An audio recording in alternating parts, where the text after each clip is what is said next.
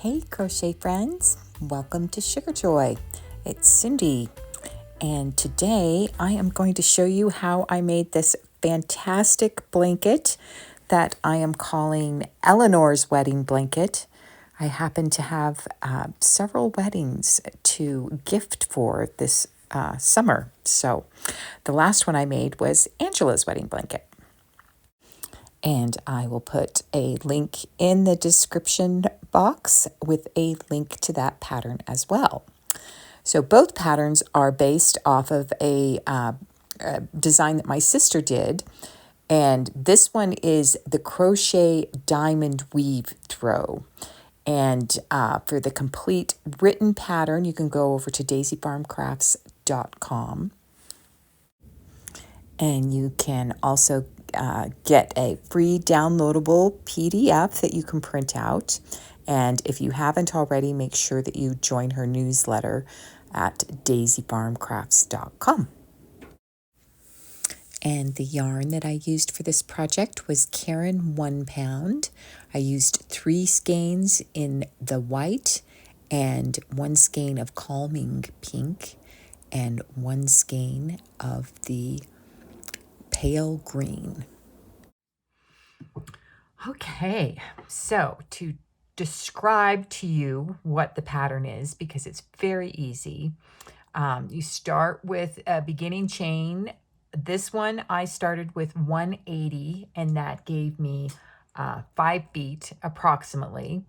And there's 2 ways that you can start this blanket. You can start it with the border, or you can start it without and then go back and add the border afterwards.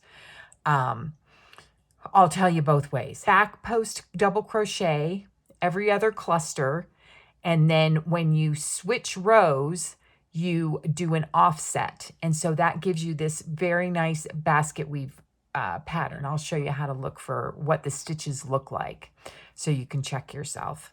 And then each section is 24 rows. Planned it so that it was about 15 inches per section.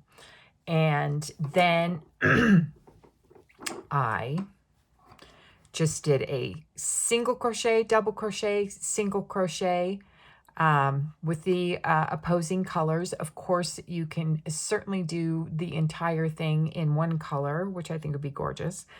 But the friend that I am making this for particularly likes these pastel colors. So I thought it turned out really pretty.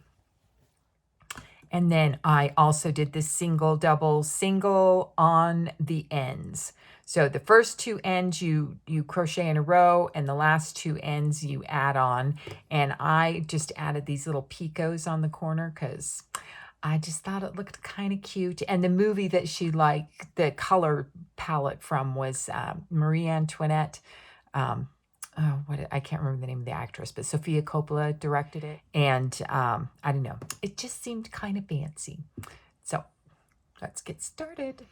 And for this project, I am using a 5.5 millimeter Susan Bates hook.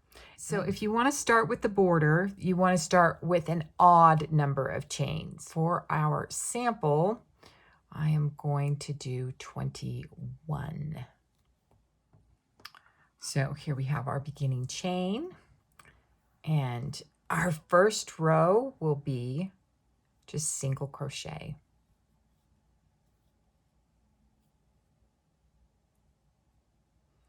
And that's just insert your hook, pull through a loop, yarn over, and pull through 2 loops, and do that for 1 row.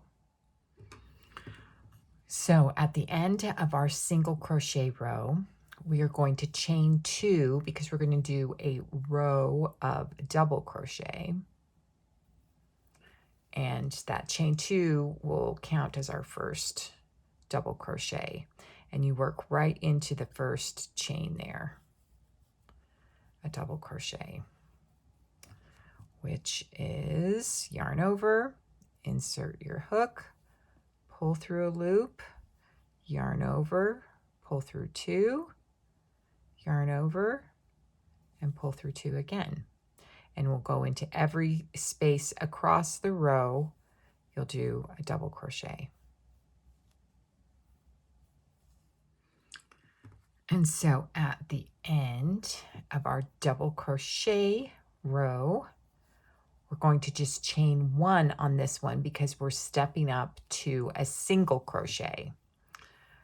And then we work into the first space here, and we go back to a row of single crochet.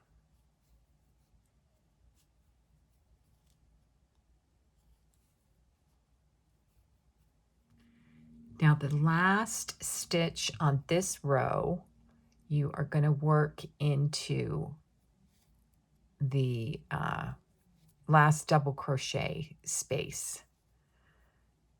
Oh, sorry, don't yarn over. There we go. Just work right into there. You won't work into the last stitch. And then so you do your last single crochet, and then we're going to switch the yarn. And I just lay the new color over my hook and pull it through. Tighten down a little bit, and then you want to do 2, chain 2. And now we're going to do our V-stitch row. And so to do a V-stitch, we're going to skip the first, yarn over, and do 2 double crochets.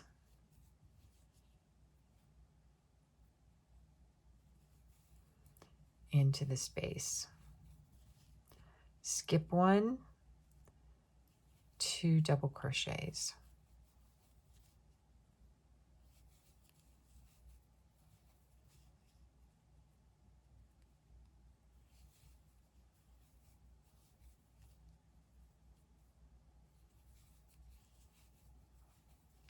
So the last stitch on just this row is a little tricky because you're working into the single crochet.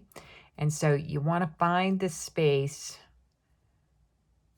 that is not, you don't work in under this like a regular. You want to work this very last one here. Oops. Your last double crochet. So then we chain 2.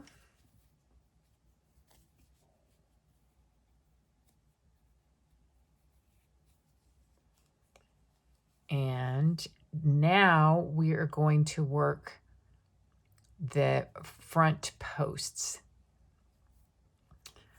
And that's going to give us that very fun basket weave kind of look. So skip the first, chain 2, yarn over, skip the first, and then work the front post a double crochet, and then the second your double crochet, and now we go to the back. So it can be a little bit fiddly when you first get used to doing this stitch, so just be prepared, take your time, it'll come. But you yarn over, and then you slide it in, and you work the 2 back.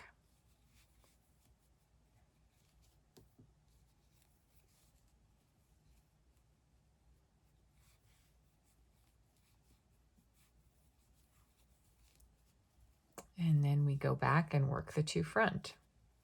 And so for this row, you just 2 in the front and 2 in the back. And then when we get to the last stitch, we work into the double crochet space there. We don't work into one of the stitches, and that's how you end each row, is working into that stitch. And so that way you have this very nice even edge going across. So there's your last double crochet, and then you chain 2, and we turn. Now we have a super relaxing row of V-stitch. And we just yarn over and we work, instead of working around the posts, you work between the posts 2 double crochets. And then that will set up your framework for the next row. And this row always goes so fast because you don't have to think about switching back and forth, back and forth, back and forth. Although that goes fast too, but I don't know, the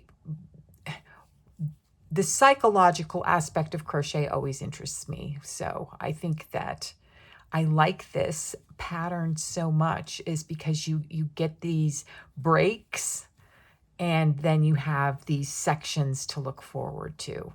I don't know if that makes sense, but I like it. So at the end of our V-stitch row, we work into that last double crochet space, and then we chain 2, and then we're back to doing our front post, back post row, except this time we're going to start on the opposite side. So the way that we can tell is this is your V-stitch, your front post V-stitch, and your back post has this little I don't know. I think of it as a belt, but there's your little strip, you know, because it's behind. So if you're looking at a front post section, when you turn the row, you want to work a back post.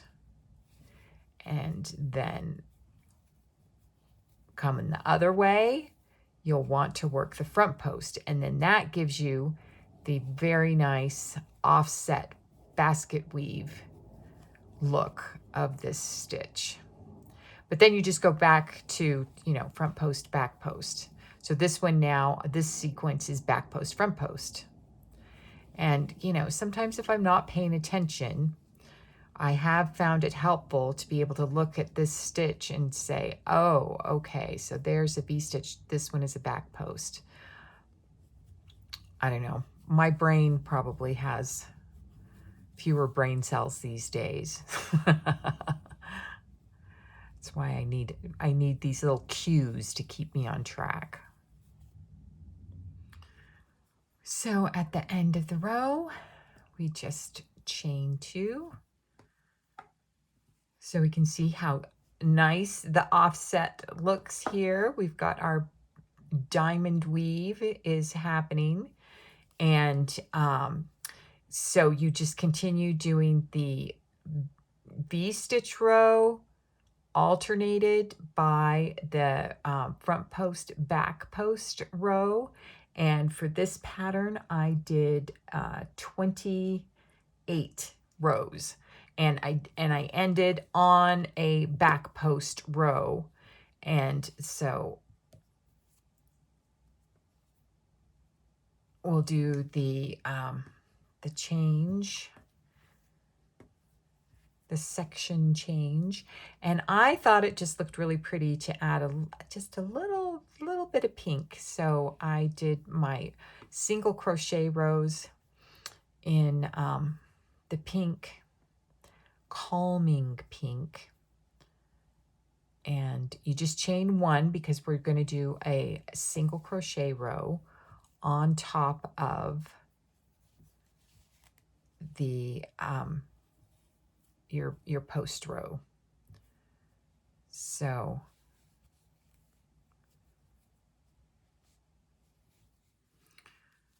we finish with 1 single crochet into that space there so that we keep our edges straight. And then we're going to switch color back to the green.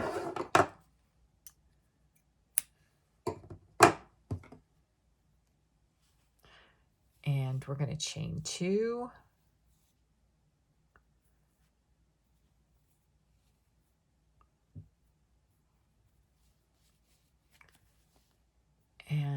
not going to skip any. We're going to work right into a double crochet into your first space right there.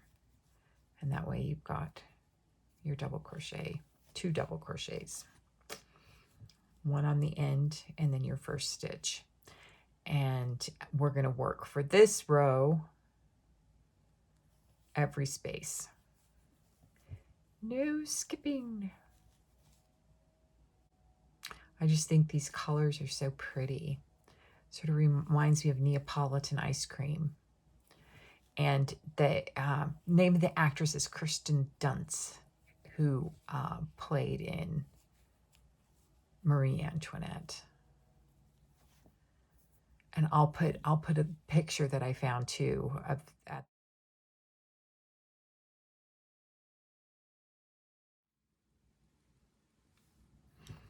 Okay, and so we just end the single crochet, double crochet, single crochet section with another single crochet row.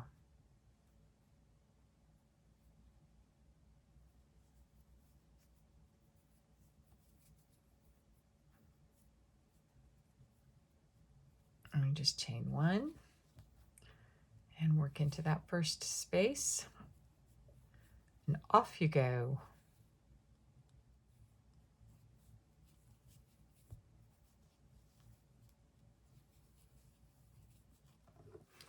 Okay, so the last thing I wanted to show you is how I finish the ends. So the way I designed this was that you start with the border and that you end with the border. We'll just pretend that this is the last one instead of one of the middle borders. But so all you have to do is go back and finish your ends. And so it's the same sequence. 1 row of single crochet, 1 row of double crochet, and then I just wanted to show you how I did those cute little picots on the corner, which I just enjoy it as a fun little embellishment. So we do our last double crochet here at the corner, and then I just chain 5, 2, 3, 4, 5. Go back into the same space that I started, and then just do a slip stitch. And then turn and do my last row of single crochet. And then instead of working the double crochet space, I work a stitch here for the last one, and do the last single crochet, and then 1, 2, 3, 4, 5, and then work back into the stitch and slip stitch it in place. And you just have these cute little picots on the corner. Weave in your ends and you're good to go. So that's it. I hope you enjoyed this tutorial. And again, for the complete written pattern, make sure to subscribe to the daisyfarmcrafts.com newsletter. And also, my sister has a Facebook group called Daisy Farm Crafters. That you can also join and get all kinds of help on Daisy Farm Craft patterns, as well as my patterns, Sugar Joye patterns. And there's lots of ladies. I think there's over 75,000 people that are part of that group that are doing Daisy Farm patterns. So head over there for a great community and to get help if you need it. And otherwise, we'll see you on the next one. Thanks for stopping by.